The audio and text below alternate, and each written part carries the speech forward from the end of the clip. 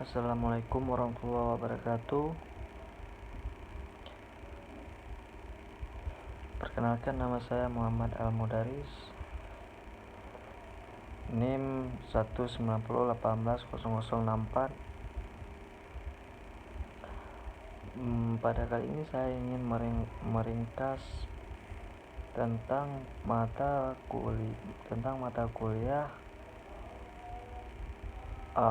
PPSI. Oke, pada kali ini saya ingin membahas tentang manajemen kualitas proyek. Manajemen kualitas proyek meliputi aktivitas dan proses penyelenggara organisasi yang menentukan kebijakan kualitas dan tanggung jawab sehingga proyek dapat mencakupi kebutuhan yang dikerjakan. Manajer proyek mengawasi pelaksanaan rencana manajemen kualitas proyek. Ide utamanya sekali lagi untuk memberikan produk atau layanan sesuai spesifikasi pelanggan atau pemangku kepentingan. Untuk melakukannya diperlukan pengetahuan tentang konsep manajemen kualitas.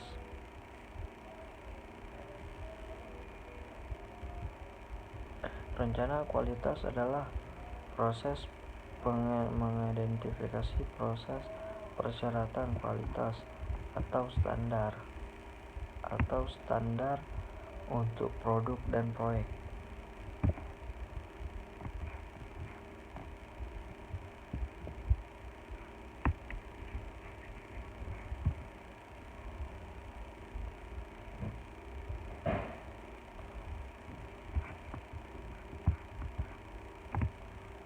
Performa jaminan kualitas. Dan yang kelima, performa kontrol kualitas. Cara mengembangkan perangkat lunak yang berkualitas. Dan 7 software quality factor placement, product operation, product transaction, product revision.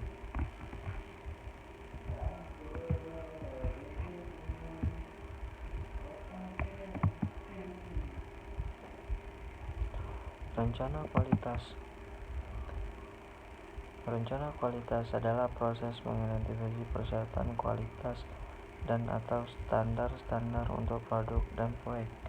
Dokumen bagaimana proyek akan mempertunjukkan permohonan. Perencanaan mutu harus dilakukan secara paralel dengan proses-proses perencanaan proyek lain.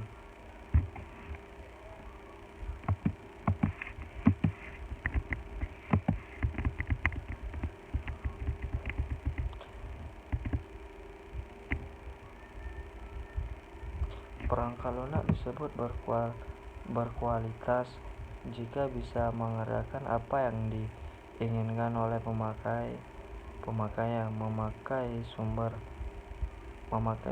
daya komputer secara benar dan efisien, mudah untuk dipelajari dan digunakan oleh pemakainya. Pengembang berperangkat lunak bisa mendesain, menuliskan source kode, melakukan uji coba testing, dan memelihara, mengidentifikasi sistem tanpa kesulitan dan berarti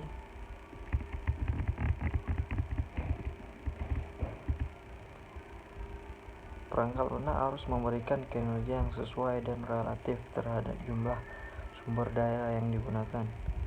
Maintainability, perangkat lunak mampu untuk dimodifikasi. Portability, perangkat lunak mampu untuk dipindahkan dari satu lingkungan ke lingkungan yang lain. Reliability, perangkat lunak mampu mempertahankan tingkat kinerja ketika digunakan dalam kondisi tertentu.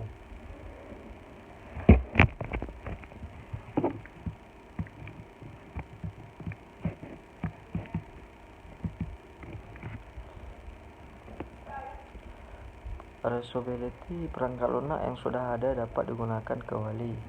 Testability, perangkat lunak yang memungkinkan modifikasi untuk validasi. Test understandability, perangkat lunak yang memungkinkan pengguna untuk memahami apakah cocok atau ditugaskan untuk kondisi tertentu.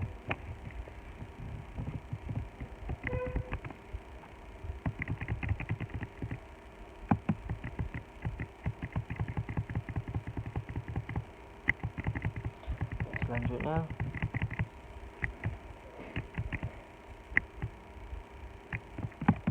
software quality factor dari Hewlett-Packard. Functionality diukur dengan mengevaluasi fasilitas dan kemampuan dari program. Usability diukur dari faktor manusia yang memakai sistem, estetika, konsistensi, dan dokumentasi. Reliability dievaluasi dengan mengukur frekuensi kegagalan atau yang disebut dengan error. Accuracy, constability, dan dokumentasi. Reliability dievaluasi dengan mengukur frekuensi. Performance diukur dari kecepatan proses respon memakai sumber daya dan efisiensi. Supportability yaitu gabungan dari extensibility, adaptability, dan serviceability. Ketiganya lebih dikenal dengan istilah mainstability beserta testability, compatibility, configurability, kemudahan instalasi, dan diidentifikasi problem. Selanjutnya, pertemuan yang ke-10,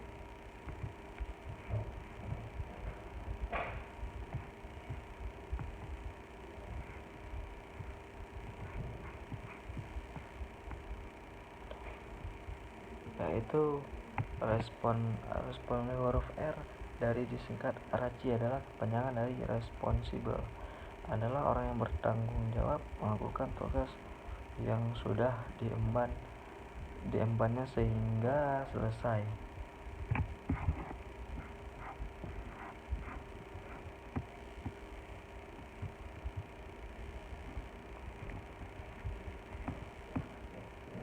Selanjutnya,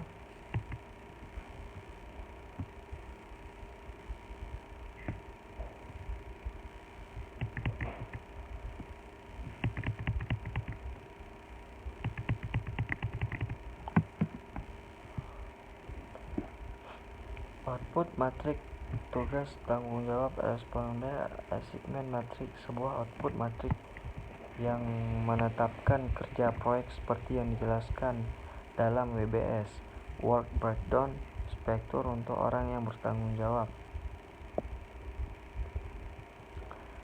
Yang bertanggung jawab melakukan pekerjaan seperti yang dijelaskan dalam organization breakdown struktur. Intinya adalah struktur pembagian kerja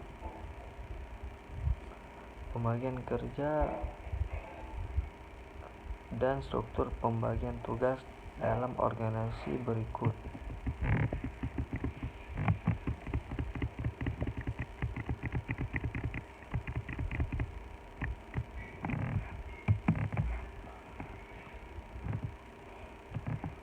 Accountable yaitu merupakan tanggung jawab dengan seluruh tugas yang dilimpahkan ke anggota timnya. Consultant adalah mereka yang ahli di bidang yang bertugas memberi informasi seputar proyek yang sedang dikerjakan. Informant yaitu anggota yang selalu mendapat informasi tentang kemajuan proyek yang dilakukan. Contoh orang menggunakan metode ERP, yaitu Errasi Matrix Example. R yang disebut dengan responsible, A yang disebut dengan accountable, dan C yang disebut dengan consulted, dan I dan yang disebut dengan informed.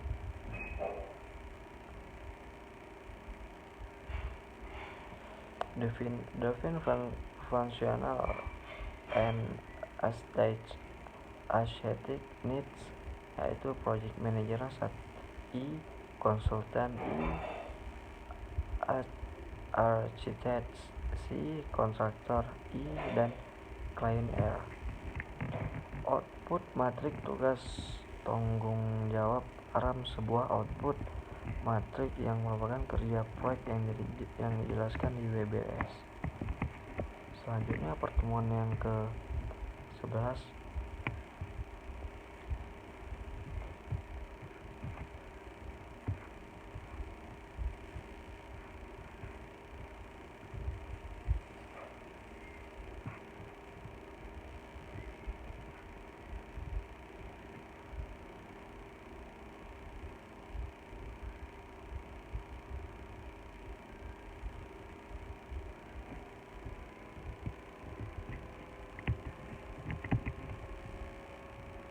yaitu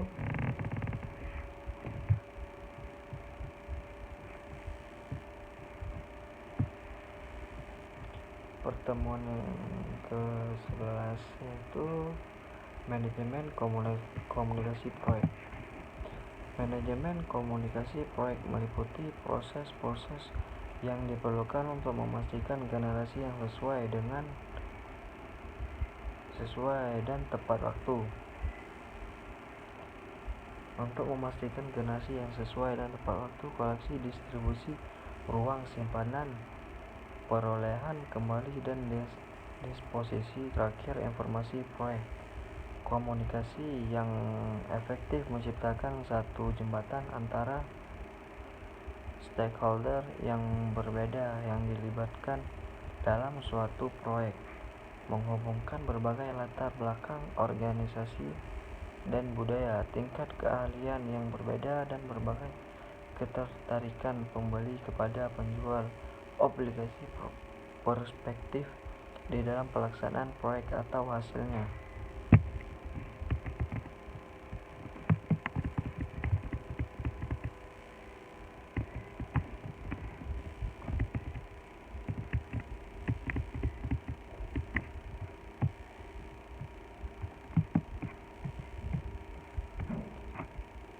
Komunikasi yang efektif menyediakan satu jembatan antara stakeholder yang berbeda yang melibatkan dalam suatu proyek, yaitu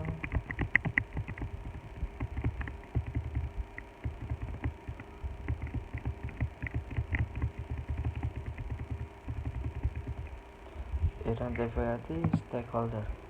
Mengidentifikasi stakeholder adalah proses mengidentifikasi semua organisasi yang atau orang-orang yang dilibatkan oleh proyek dan dokumen informasi terkait mengenal minat mereka, keterlibatan, dan dampaknya kepada kesuksesan proyek.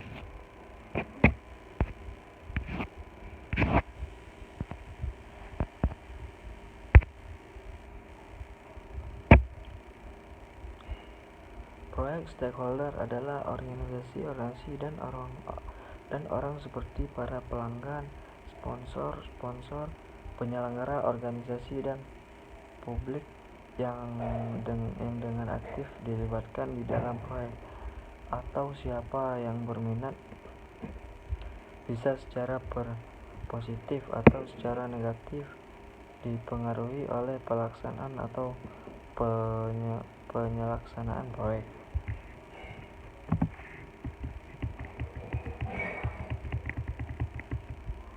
Rencana komunikasi. Rencana komunikasi adalah proses penentuan informasi keperluan proyek stakeholder dan melukiskan satu pendekatan komunikasi Rencana komunikasi memproses saksi informasi dan kebutuhan komunikasi stakeholder.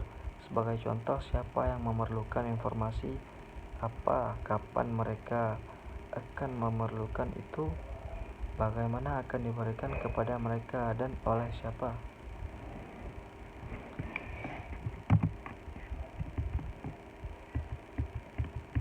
Selanjutnya,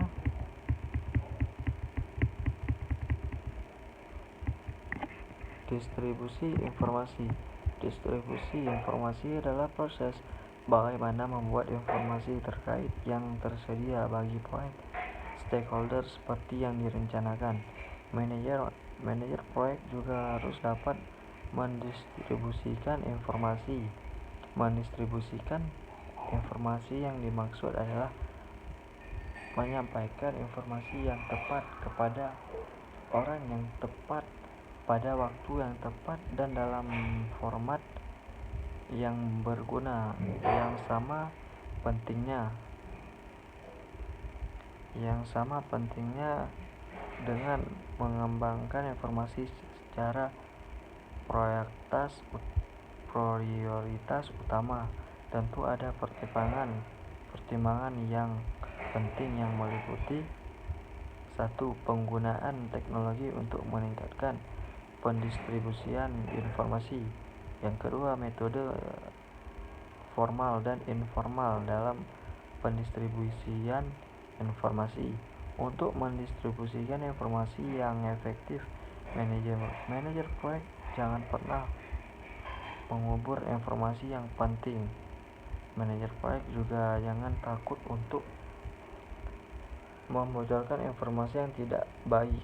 Selain itu, komunikasi lisan melalui pertanyaan atau rapat dan pembicaraan informasi dapat membantu dalam penyampaian informasi baik dan buruk secara terbuka. Selanjutnya,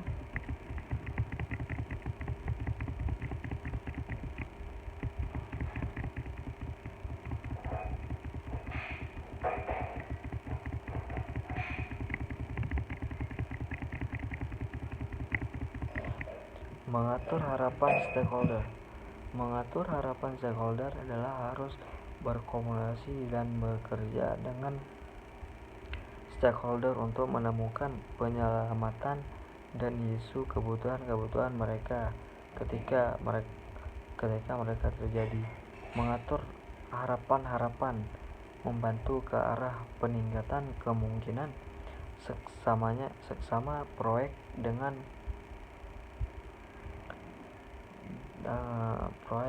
memastikan bahwa stakeholder memahami manfaat yang resiko proyek.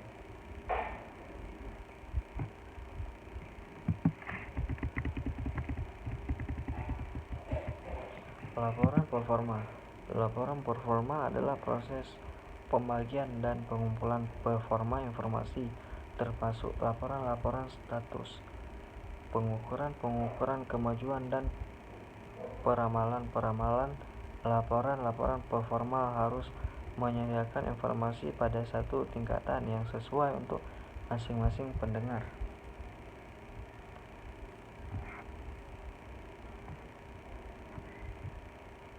Selanjutnya, pertemuan ke-11. Pertemuan yang ke-12 yaitu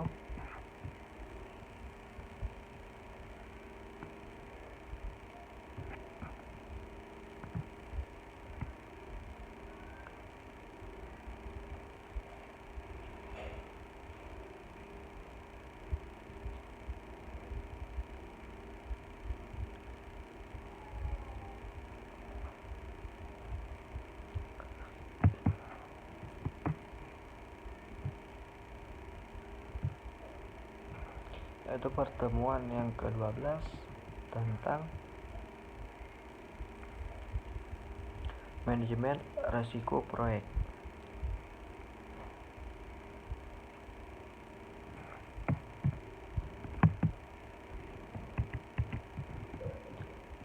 yaitu manajemen risiko proyek,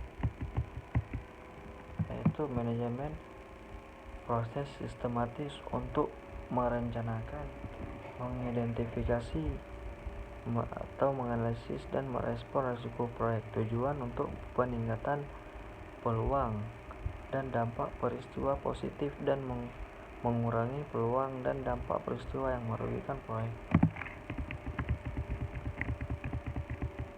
Kemudian manajemen risiko proyek. Manajemen risiko proyek meliputi proses perencanaan dari pelaksanaan manajemen risiko, identifikasi, analisa, tanggapan perencanaan, dan kendali dan pemantauan dalam satu proyek. Sasaran dari manajemen risiko proyek adalah untuk meningkatkan dampak dan kemungkinan dari kejadian positif dan mengurangi dampak dan memungkinkan dari kejadian negatif di dalam proyek. Kemudian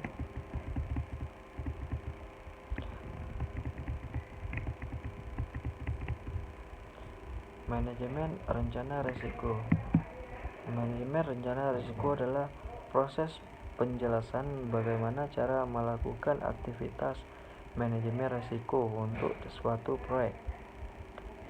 Perencanaan adalah jasa penting untuk menyediakan waktu dan sumber daya yang cukup untuk aktivitas manajemen risiko dan untuk menetapkan satu basis yang disetujui oleh mengevaluasi risiko-risiko serta memastikan tingkat tipe dan visibilitas manajemen risiko yang setara dengan risiko dan kepentingan proyek bagi organisasi.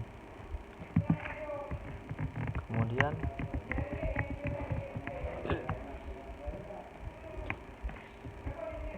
identifikasi risiko. Identifikasi risiko adalah proses penentuan di mana risiko-risiko dapat mempengaruhi dokumen dan karakteristik proyeknya. Partisipan pada aktivitas mengidentifikasi risiko meliputi yang berikut: manajer proyek, antara anggota tim proyek, tim manajemen risiko jika ditugaskan, para pelanggan, ahli-ahli pokok dari luar tim proyek, pemakai akhir, manajemen proyek lain, stakeholder, dan ahli manajemen risiko. Kemudian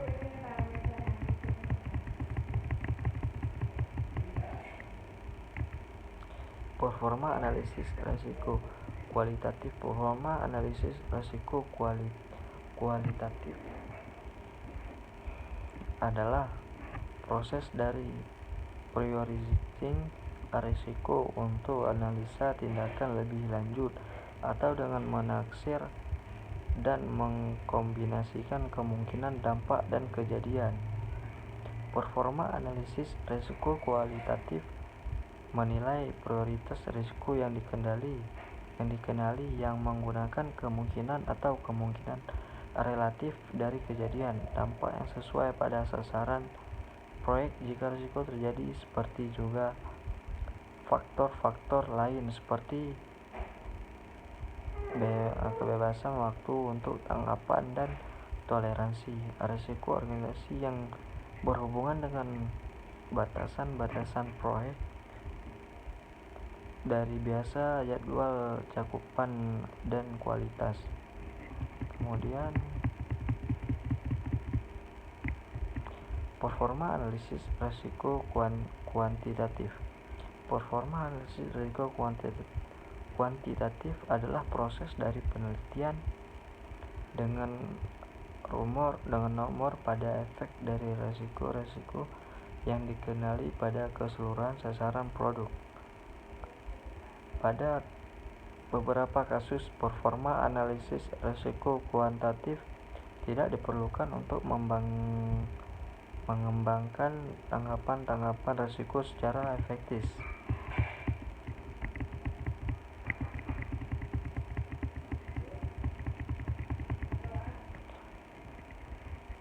Proses menggunakan teknik seperti simulasi manakala dan pohon kepentingan untuk menghitung hasil yang menggunakan dan peluangnya, menilai peluang untuk mencapai tujuan proyek. Kemudian tanggapan rencana risiko. Tanggapan rencana risiko adalah proses mengembangkan pilihan dan tindakan untuk meningkatkan peluang dan untuk mengurangi ancaman-ancaman pada sasaran proyek. Resiko meliputi peluang dan ancaman-ancaman yang mempengaruhi suksesnya proyek dan tanggapan-tanggapan untuk masing-masing yang dibahas. Strategi untuk risiko negatif. Avoid penghindaran risiko melibatkan perubahan rencana manajemen untuk menghilangkan ancaman oleh risiko merugikan, mengisolasi tujuan proyek dari dampak risiko, atau mengundurkan tujuan yang dalam bahaya. Kemudian strategi untuk risiko positif. Exploit. Strategi untuk memastikan bahwa kesempatan risiko positif dapat terrealisasi, contoh menugaskan SDM yang lebih bertekad untuk mengurangi waktu penyelesaian atau menyediakan mutu lebih baik dari yang direncanakan. Kemudian pertemuan ke-13,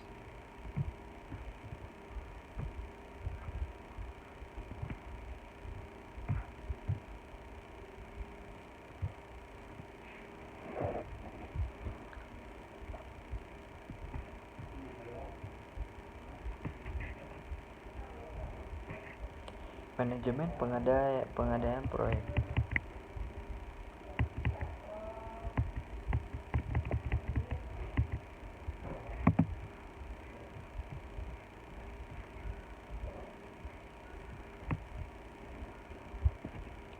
Rencana pengadaan adalah proses dokumentasi keputusan pembelian proyek, menetapkan pendekatan dan mengidentifikasi para penjual yang potensial. Alat bantu perencanaan untuk pengadaan yaitu make or buy analysis digunakan untuk menentukan apakah organisasi harus membuat atau melakukan sebuah produk atau layanan di dalam organisasi. Tipe-tipe kontrak. Footbridge atau lump sum kontrak. Yang pertama itu cost reimbursable kontrak. Yang kedua kontrak waktu dan material, dan yang ketiga unit price kontrak. Melakukan pengadaan adalah proses tanggapan perolehan penjual memilih seorang penjual dan menggunakan kontrak untuk membuat sebuah kontrak statement of work, yaitu dengan lingkup kerja, lokasi kerja, periode kinerja, standar yang diberikan, kriteria penerimaan. Mengurus pengadaan adalah proses memanage hubungan pengadaan, pemantauan performa kontrak. Menutup pengadaan adalah proses melengkapi masing-masing pengadaan proyek awal. Penghentian suatu kontrak adalah satu kasus khusus dari penutup pengadaan yang dapat diakibatkan oleh satu persetujuan timbal balik. Selanjutnya pertemuan ke-14.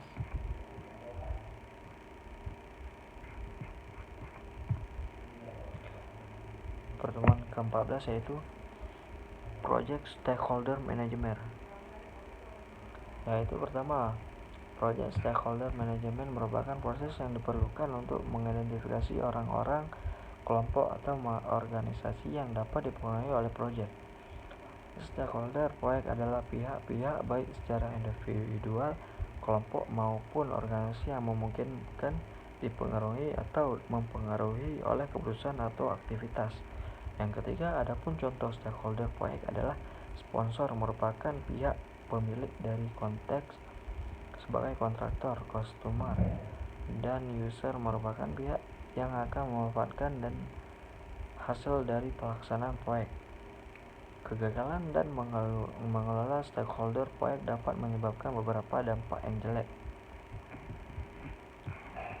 Keterlambatan akibat keputusan diambil atau tidak disetujui oleh kecepatan yang diperlukan. 4 tahap proses yang terjadi pada manajemen pemangku kepentingan atau stakeholder, yaitu pertama, mengidentifikasi manajemen pemangku kepentingan, perencanaan manajemen pemangku kepentingan, mengelola keterlibatan pemangku kepentingan, dan mengontrol keterlibatan pemangku kepentingan. Sekian dari saya. Assalamualaikum warahmatullahi wabarakatuh.